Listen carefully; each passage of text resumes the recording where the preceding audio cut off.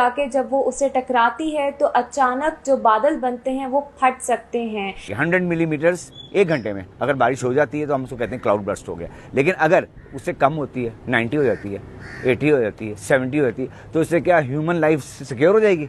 सवाल ही पैदा। पानी से लबरेज ये बादल इस कीमियाई अमल के बार बार रोनमा होने के सबब बेलाखिर एक साथ बरस पड़ते हैं। यही लम्हा क्लाउड बर्स्ट के नाम से जाना जाता है। ऐसे माहौलियाती वाकयात ज्यादातर सहराओं या पहाड़ी इलाकों में पेश आते हैं। बाज़ औक़ात एक जगह पर एक से ज्यादा बादल फट सकते हैं। ऐसी सूरत में मुतासरा मकाम पर अगर आबादी मौजूद हो तो बड़ा जानी और माली नुकसान भी हो सकता है। एनवायरमेंटल साइंटिस्ट की बात कर रहा हूँ मैं, उन्होंने रिसर्च किया कि ये जब ग्लेशियर पिघलेंगे तो इसकी सिर्फ यही नहीं कि इसके ह्यूमन लाइफ, ह्यूमन एसेट या प्रॉपर्टी, इस पर इसका असर आएगा, इस पर ह्यूमन हेल्थ पे बड़ा असर आएगा।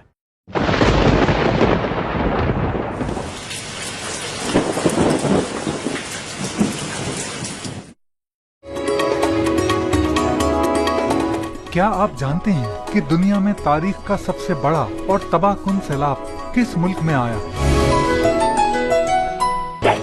जवाब जानिए ब्रेक के बाद।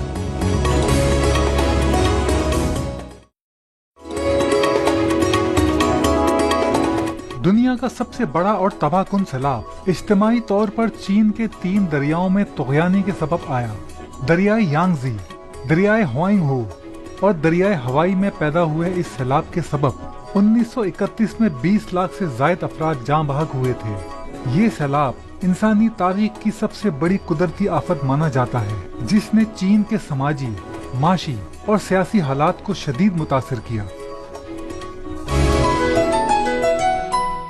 जानो और जानते रहो।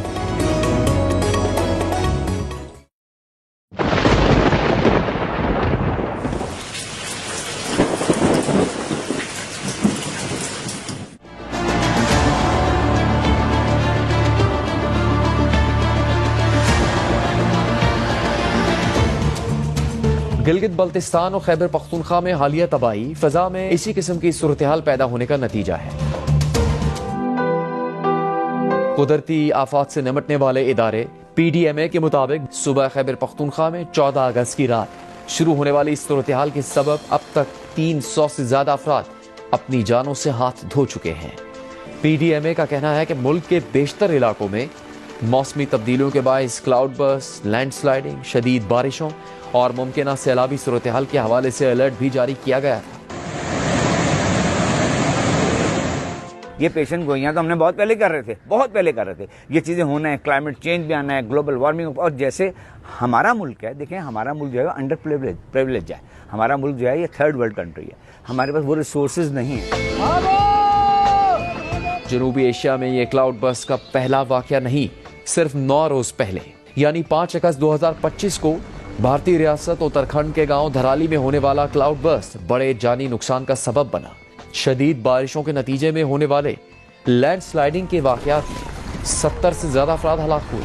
पाकिस्तान और हिंदुस्तान में होने वाले ये दोनों वाकयात ऊंचे पहाड़ों वाले इलाकों में रोनमा हुए। साल 2020 में बांग्लादेश के शहर रंगपुर में भी सिर्फ 12 घंटों में रिकॉर्ड तोड़ 433 मिलीमीटर बारिश हुई, जिससे पूरे शहर में बड़े पैमाने पर सैलाब आ गया। Thinking of starting your own web hosting business? Every year, Reseller Club helps thousands of web pros start their own hosting business. You can host unlimited domains. Get a free WHMCS license with Reseller Hosting. You can rely on our expert support 24/7. With every reseller hosting package, get a web pro panel.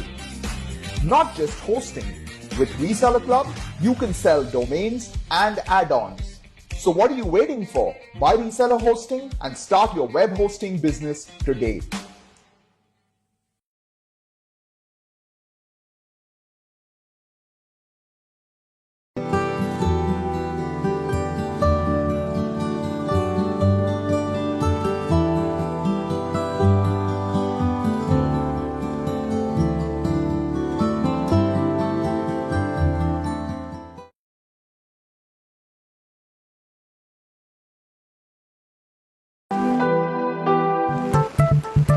Pakistan के शुमाली इलाकों में इस हालिया सूरत हाल के हवाले से social media पर सवालात उठाए गए हैं कि आवाम को वक्त पर खबरदार क्यों नहीं किया गया, सयाहों को मुतवक्के खतरात के जेर असर इलाकों तक जाने से क्यों ना रोका गया।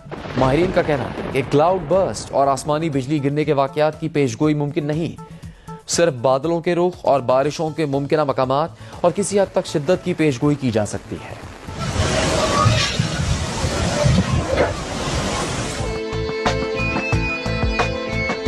साबित यह हुआ कि क्लाउड बर्स्ट को ना रोका जा सकता है और ना ही उसकी पेश की इतला देना मुमकिन है। अलबत्ता इसके जरिए होने वाले जानी और माली नुकसान को ना सिर्फ कम किया जा सकता है बल्कि अच्छी मंसूबाबंदी और एहतियाती इकदाम से 100% मस्बत नताइज हासिल किए जा सकते हैं। ये एक बहुत माइक्रो फिनोमेना होता है। क्लाउड बर्स्ट की पेशेंटगोई दुनिया के किसी भी इलाके में पॉसिबल नहीं है। ये बहुत शॉर्ट टाइम पीरियड का इवेंट होता है। वो ये बता सकते हैं सैटेलाइट से कि किस जगह बारिश तेज हो सकती है या शदीद हो सकती है, लेकिन वो ये नहीं बता सकते कि किस जगह क्लाउड बर्स्ट हो सकता है। ये पूरी दुनिया में ये लोकलाइज इवेंट होता है, इसको प्रिडिक्ट करना बहुत मुश्किल है। इस मकसद के लिए पहाड़ी नदियों, नहरों और दरियाई रास्तों पर और उनके किनारे बस्तियां, बाजार, होटल और दीगर तामीरात को फौरी महफूज जगह पर मुंतकिल किया जाए। साथ ही मुस्तकबिल में यकीनी बनाया जाए कि पहाड़ों को तोड़ने और दरख्तों की कटाई को फौरी रोका जाए। फॉरेस्टेशन की तरफ जाना पड़ेगा हर हालत में, क्योंकि देखें ये वाहिद चीज़ ऐसी है जिस पे आपको जो ऑटोमेटिकली इसको कूल डाउन होती है। क्या दरख्तों का काम क्या है? इन्वायरमेंट को ठंडा करना, और इन्वायरमेंट गर्म हो रही है।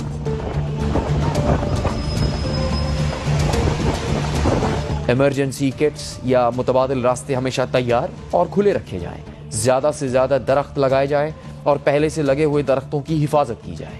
पानी की गुजरगाहें हैं, उनमें हमने घर बनाने शुरू कर दिए हैं, होटल्स बनाने शुरू कर दिए हैं, सैर व तफरी के लिए, सियाहत को प्रमोट करने के लिए। पहाड़ों पे दरख्त